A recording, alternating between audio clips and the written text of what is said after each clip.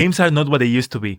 Now they treat you like you are dumb. This generation doesn't want to take a challenge. How many times have we heard that speech from our cousins or Redditors or Discord mod? But what does it really mean? We can deny that through the years there has been a change of how designers create games. If we go back through the years and we try one of these arcade games, we don't take much time to realize that it's a really difficult game. But why? Game designers adapted games thinking of the public and the resources that they had at the time. Who was the public? It was mainly shop owners from the arcades that wanted to have as much profit as they could buying these arcades. So if a player is going to have a long run and finish the game, the player wouldn't come back to play again. While the player is in game, it stops other players try and spend more money. They were looking for short plays, games that were difficult enough to get players to spend as much possible to beat the game, but at the same time have fun so they wouldn't feel tired of it. Players loved challenges and they competed between them to see who was able to finish that impossible game.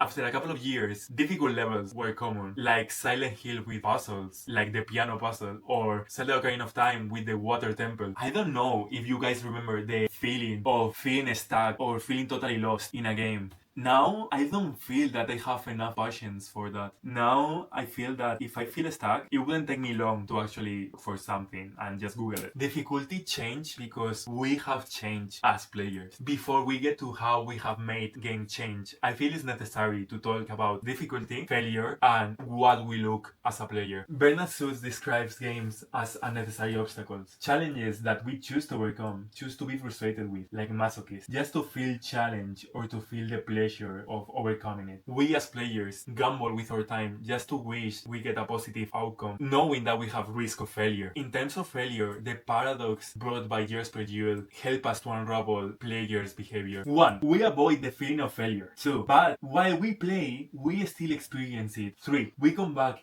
even knowing that we will probably feel the same way. We as players think that the game is gonna give us enough resources to beat it and avoid this failure if it's well designed. Failure has to be punishing, otherwise it won't be failure. But it can be too punishing because otherwise it will demotivate the players. The possibility of failure is necessary if you wanna feel successful. Challenge, failure, and success bring us to the state of flow. According to the psychologist Mihaly, flow is a state of optimal experience when you are involved in activity that everything feels like fade away. A few elements that characterize the concept of flow are like, for example, when you play, you are really immersed and suddenly it has passed 5 hours. Or when you are fighting a boss and you lock in and literally you feel in control of the whole situation. This happens when challenge and skill meets. When something is difficult but not impossible. When it's challenging but achievable. Let me show you properly with a graphic. Here we can see our challenge and our skill. In between is the flow channel. Challenge and skill has to be balanced to let us feel flow. Say in A1 we have just started the game and we start to feel comfortable with the mechanics and the environment. After a while we progress to A2. If we don't experience any obstacle, eventually we will end up getting bored of the game. In A3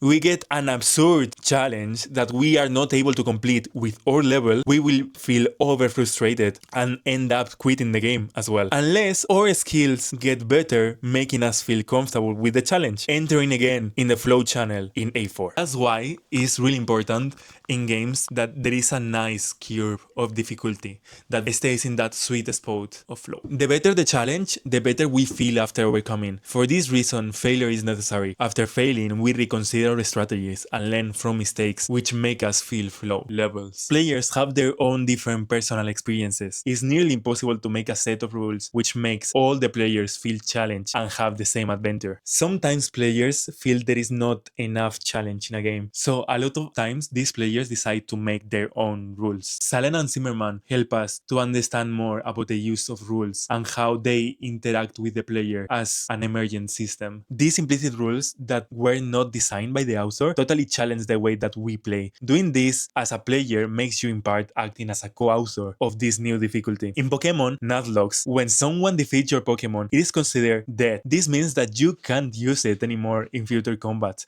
so you lose it. You even feel sad because you have spent time training it. This adds as a deep layer of narrative to this new difficulty that a player has created. On the other hand, in Dark Souls, even experienced players choose to play with other things that are not the usual controls to feel a new form of challenge. Difficulty underlines how designers and players negotiate challenge through the rules. This conversation changes depending of the generation of players, depending of what they play or their skill.